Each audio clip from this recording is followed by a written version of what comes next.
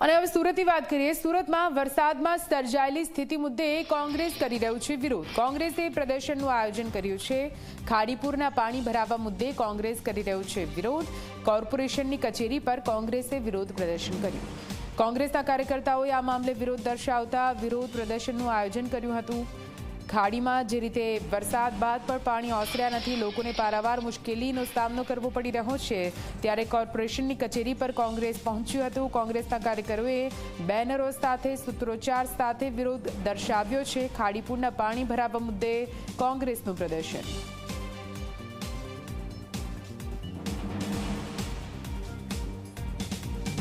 તો સુરતમાં ખૂબ જ ભારે વરસાદ વરસ્યો અને દર વખતે ખાડીમાં જે રીતે પાણી ભરાય છે તે જ રીતે આ વખતે પણ ખાડીમાં પાણી ભરાય। જો કે ખાડીના પાણી કેવી રીતે આ વખત પણ મુસીબતના પાણી સાબિત થયા છે।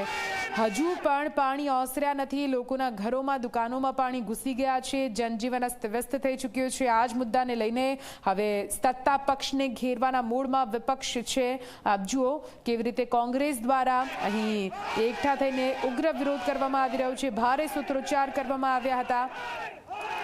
સુરતમાં ખાડી વિસ્તારમાં જે પાણી ભરાવાની સમસ્યાનો નિકાલ આજ દિન સુધી નથી આવ્યો। દર વખતે અહીંની જનતા પારાવાર મુશ્કેલી સહન કરે છે, ત્યારે જનતાનો અવાજ બની કોંગ્રેસ કઈ રીતે અહીંયા વિરોધ પ્રદર્શન કરવા પહોંચ્યું, કેવી રીતે ભારે સૂત્રોચ્ચાર સાથે વિરોધ કરવામાં આવ્યો।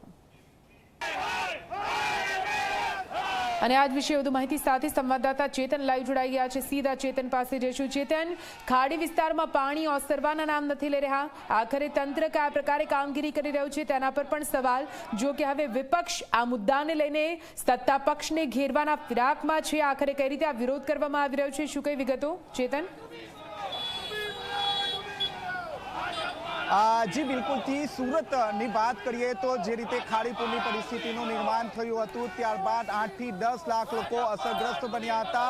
તમામ જે લોકો છે તે લોકોને લાખો રૂપિયાનું નુકસાન થયું છે। ત્યારે કોંગ્રેસ દ્વારા આજે સુરત મહાનગરપાલિકા દ્વારા જે સામાન્ય સભાનું આયોજન હાથ ધરવામાં આવ્યું છે, ત્યારે તમામ જે શાસક પક્ષના જે નેતા છે તેને આ રીતે જે ઢાંકણ છે તે ઢાંકણમાં પાણી ભરીને ડૂબી જવા માટે સલાહ સૂચન અહીં આપવામાં આવી છે। આપણી સાથે કોંગ્રેસના નેતા જોડાયા છે। જે કઈ વાતને લઈને વિરોધ?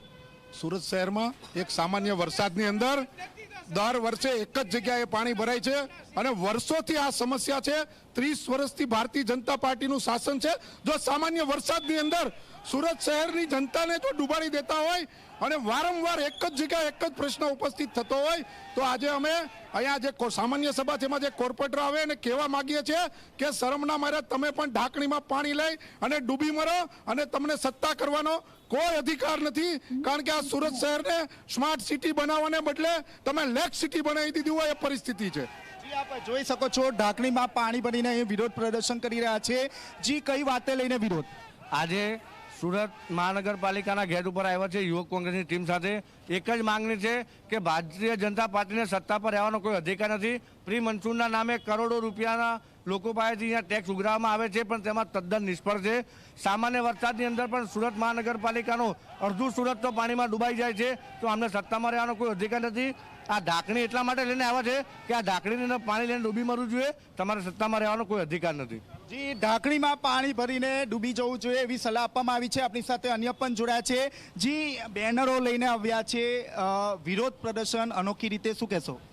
જે આ સુરત શહેરના ન પાણીયા શાસકો છે એને સુરત શહેરને પાણી કરી દીધું છે, એ બદલ તો એનો આભાર માનીએ છીએ કે દર વખતે તમે જે પ્રમાણેની પરિસ્થિતિ છે પ્રી મોન્સૂન કામગીરીમાં નિષ્ફળ જાઓ છો।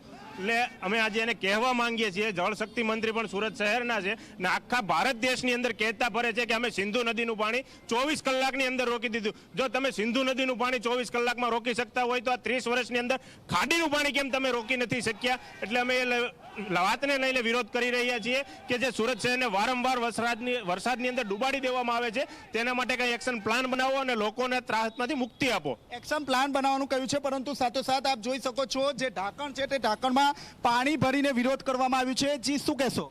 મારું કહેવું એટલું જ છે કે આ સુરત શહેરના મેયર જ્યારે વિસાવદરમાં ચૂંટણી હોય ત્યારે ત્યાં પેરિસ બનાવવા જાય છે, પોતાના બંગલા હચવાતા નહીં ને ત્યાં વિસાવદરમાં ફાંકા ફોજદારી કરવા ગયા છે। તો પહેલા આખું સુરત ડૂબતું હતું, ત્યાં અહીંયા કેટલાક નેતાઓ વિસાવદરમાં ત્યાં જઈને ફાંકા પોતદારી કરતા હતા અને સુરતની જનતા પાણીમાં પૂર પીડિતમાં પીડાઈ રહી છે.